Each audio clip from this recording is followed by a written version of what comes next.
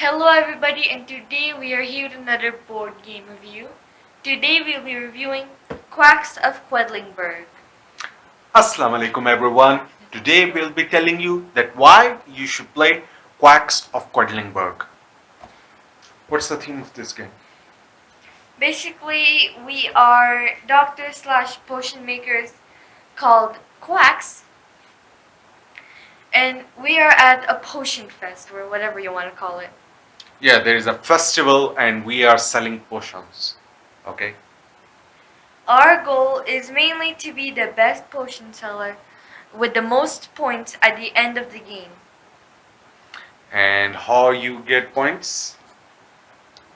By selling potions with the maximum number of ingredients. So it doesn't matter what the potion does. We just have to put as many ingredients as possible, and the more worthy or more powerful that potion is going to be.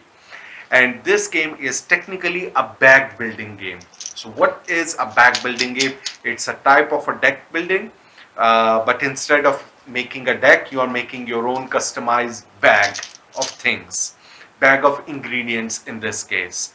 So when you start the game, each player starts with this one black bag, and you are never allowed to look inside of it. And there are some ingredients that each player actually starts with. Um, and we will come to what these different ingredients do, but the important ones, or the most dangerous one, is these white ones, which are called the Cherry bombs. cherry bombs, and as the name indicates, they can explode. And that's what you have to try.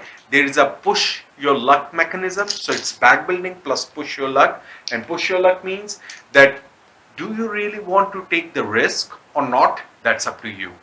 And that's where the fun of this game is. So each player is going to equally start, and this game is played simultaneously. So you don't have to wait for take turns for And each that player. is one of the features what I love this game. Yeah, because she doesn't like downtime, and this game has no downtime, and all the players can keep playing at the same time. At the start of the round, you're going to flip one of these cards, and it's going to give a text which is going to add a little bit randomization of the things that can happen in an event. It can give you a different type of scoring method for this round. It can give you a special ability that all the players get to use this round. So this adds a little bit variety. There is a handsome deck, so you will not be running out of things or variety that happens in a particular round. Then once the round starts, what all the players are going to do is simultaneously, there are no turns, you can put a hand in your bag, pull an ingredient out without looking, and then place it on your board. You will be hoping that these are not cherry bombs, but initially majority of the ingredients that you have are the cherry bombs. Now each of these ingredients is going to have a number on it, and that tells you that how far away, starting from the center of your potion board, your cauldron, you're going to place it on your board. Every player is going to have their own cauldron. So for example, if it is 1, then from the center I'm going to put this, or from the last ingredient I'm going to put it 1 space ahead. But in case I had got, let's say, a 2, then I would be counting spaces from the last ingredient and putting it 2 spaces further away. And the further it keeps going out from this pool, the more points at the end of the round I'm going to get. But in this way, the biggest number is 3. Yeah. So and all the players, nobody is checking anyone, everyone is doing their own thing, and they keep placing the ingredients based on whatever they are getting out of their own personal bag. Now you would be thinking that, what's actually happening right now, and when do you know? Why not just take everything out of the bag and put it, and you would be farthest away? But here is the fun thing, the explosion. As we had said, these cherry bombs can explode, and on your board there is that rule mentioned other than the rule book, so that you have a reminder that you have to add up. For these cherry bombs, you had to add up the values written on these cherry bombs, and if at any time if it Yeah. exceeds 7, then what happens? Boom. Your potion explodes. And once your potion explodes, you will be getting half the advantages. You will get something, but for an exploded potion, the customer is not going to pay you that much. So that's where you have to decide about pushing your luck. Should I do it or should I not? Especially when, for example, you exactly know that how many cherry bombs are in your bag in the start. So, for example, you know I'm going to have uh, one digit cherry bombs, four of them in my bag, but there is also a three level cherry bomb, but there is only one of them. Now, if I pull out, if it is one, I will be safe, but three has still not come out. Should I do it or not? And that creates that kind of anxiety that should you be doing it or not, or should you take that risk, because as soon as you take it out, you're done for. I was lucky in this time and I get to continue further. And then I get to decide, okay, right now I'm going at 2, 4, 5, 6. I'm already at 6. I can take the risk that maybe one more single one will come, or otherwise I can say, stop, I'm stopping. The other players can continue if they don't cheat, can continue to do it, continue doing making their potion, and at the time when everyone says that they are stopping, then you go to the scoring phase of the round. Scoring phase of the round is of course also done simultaneously, but there are certain steps that you need to do, and this means scoring board is going to help us tell that how you're going to score for each round. The first thing that people are going to see is everyone is going to get is that you're going to roll the dice, and whatever comes on this dice, that's everyone is going to get except the player whose potion exploded. Here, I'm just gonna draw so I can give you an example of an. Okay, now, as you can see, the total sum of all of this is 5, 6, 7, 8, 9, 10. Yeah, so Ishal picked out a number 3 and that exceeded from 7 up to 10. So Ishal has exploded. So whatever came on the dice, for example, there is a crystal. So I'm going to get a crystal at the end of this turn, but Ishal will not be getting the crystal or the gem because her potion had exploded. Next thing, there on the board, there are some certain type of ingredients which are going to get scored. And these ingredient booklets are going to tell you that what reward you're going to get. These are double-sided and there is an extra set available within the box. So ideally for each of the ingredients, there are 4 different varieties. You can mix and match, you can have one selection of all of them, so you can decide how you're going to play. That adds a bit of variety, that what do the other normal ingredients do in the game, and these are different ways of getting either points or advantages. So there are some which are going to give you advantage. For example, the moth one, you're going to see that if you had pulled out more moths than anyone else, then your central teardrop, your water I'm droplet, gonna put this back. It's disturbing my view. that's fine. Water droplet is going to move ahead, and that means in future rounds you're going to get more advantage, that you get to start from further away. So that's one of the things. Another example is the spider one. So for example, for spider, let me take the more simple example. This side of the spider, if your spider was the last token you put or the second last token you put. So in my case, my spider is, stop cheating. My spider is the second last one. So I'm going to get the advantage which is written here, which is another gem. So I will be getting another gem. And that's also one of the ways that you get to decide that do I want to stop, because I can see that my spider has come out. It's now the last or second last one, so I'm going to stop because I really do want this advantage. So in this way you're going to do different kind of scorings for these different ingredients. Then the next thing is that you are going to see that do you get a diamond additional gem or not. So wherever you have ended your turn, you're going to see what's the next droplet or bubble that's visible, and if it has a diamond picture, then you're going to get a diamond. But if it does not have, then you will not get it. So in our cases, it was not the case, we will not get it. And that adds another decision point or a strategy that do you want to stop, because maybe the next point for me right now, if I was here, next point for me was showing a diamond. But if I take one more, then I don't get a diamond for 3 more turns. So I do want to take that risk or not. The next thing you're going to get is victory points. And again, this bubble is going to tell me that am I going to get victory points or not. The square box for each of the bubble is going to tell me that how many victory points do I get, and the further away you are, the more victory points you get. Then it's going to tell me how much money do I get, and that's the number written in the center of the bubble. And of course, the more farther away you are, the more money you will get. I have a long wizard beard for stroking when I think. So what do we use the money for?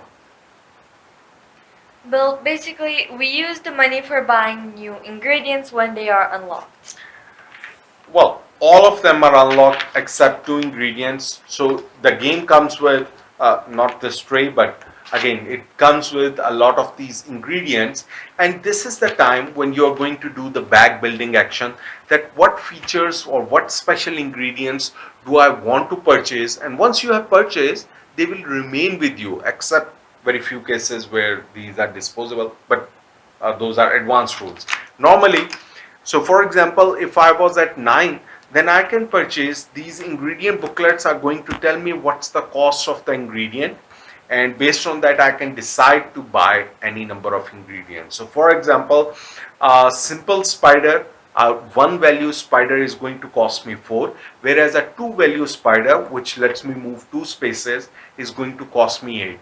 So if I want more push on the board, I will go for ingredients which have higher numeric value on them, and that lets me push further and further. So for example, people will buy these ingredients, whatever they have purchased, and once they are done, they put these back in their bags Along for future with the rounds. ones you picked. And now you get to put all of these things, nothing goes out of your bag.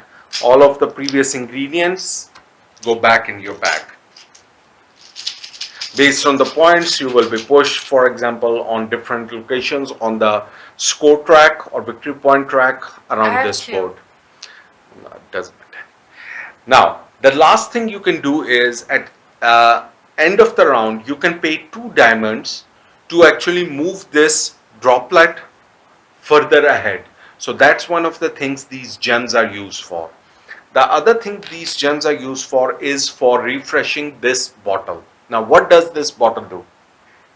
So, for example, even though it's one in my case, if you got a cherry bomb with a very high number like 2 or 3, then you can actually use this potion to get rid of that cherry bomb. Yeah. However, it can only work for the last cherry bomb you put. Yeah, so as soon as you put a cherry bomb and you have not exploded, then you can use this potion for any value of the cherry bomb to remove that chip and put it back in your bag. So if you think that you have a good luck or many other chips still pending in your bag and you just got a bad draw, you can use it to put that cherry bomb back in your bag and draw again. You can use it only one time, and after that you flip it and show that the potion is finished. But using 2 at the end of the round, you can replenish this power of yours. So that's how a round goes. Accordingly, there will be more and more as you play. The other ingredients are going to give you special effects during you play. Okay, so for example, mushroom ones lets you move further ahead in Depending your on the amount of pumpkins. further ahead. Yes, even though they have a little number, but the based on the number of pumpkins you have pulled out, you might be pushed ahead.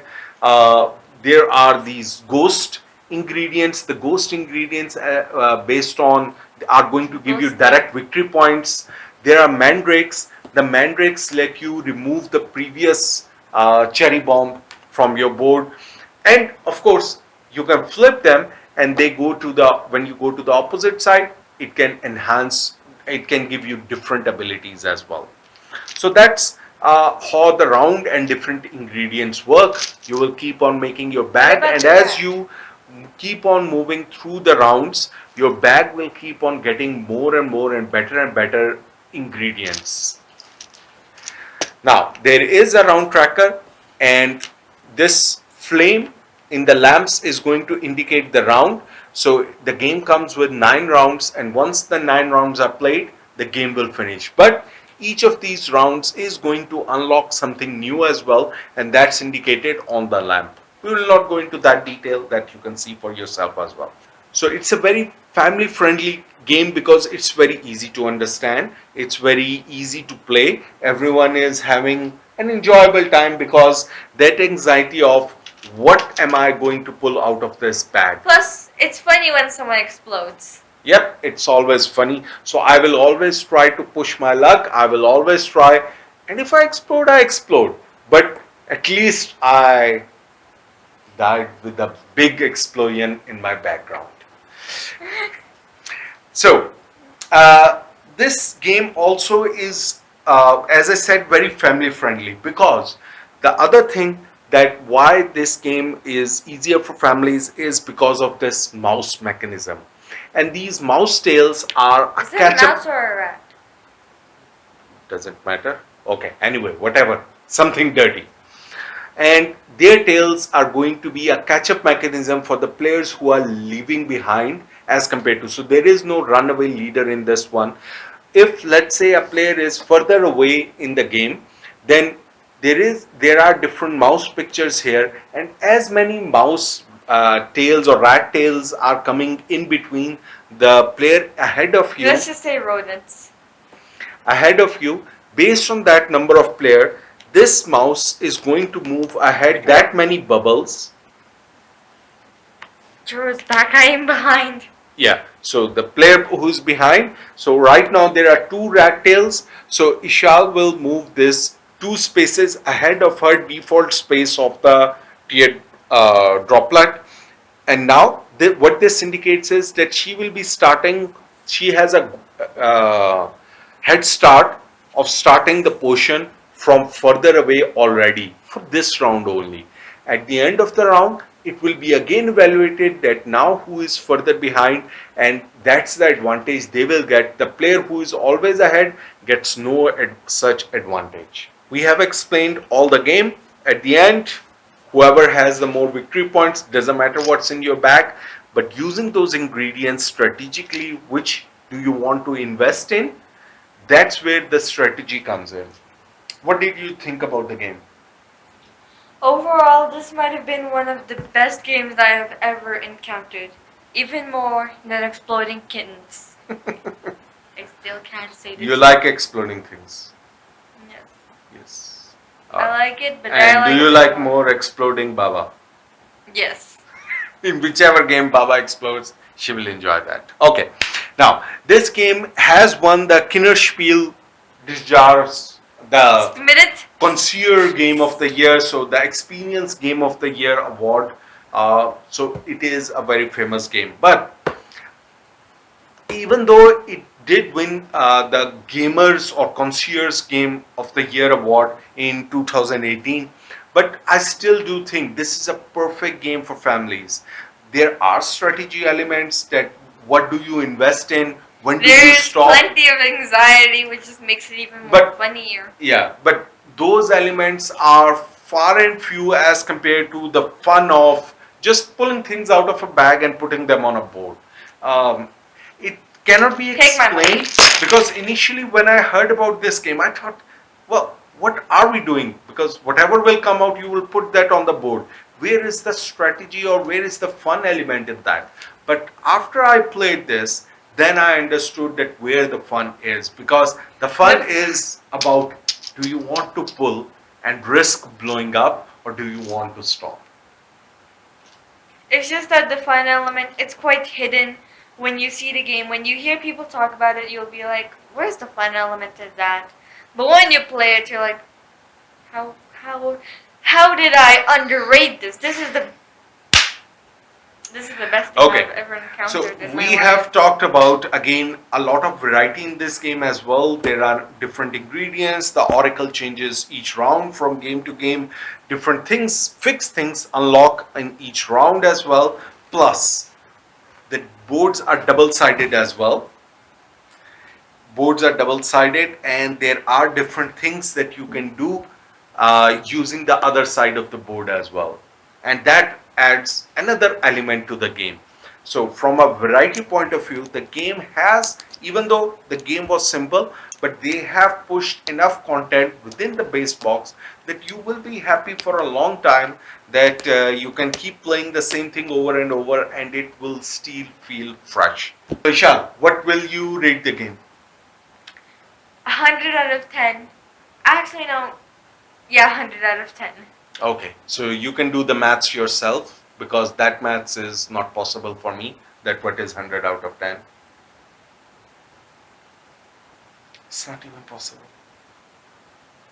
Yes, it is. All right, so that's it. That was our review of Quacks of Quedlinburg, and hope you Maths enjoyed in this my game. kingdom And makes I sense. hope we have given you enough for a reason of why you should play it.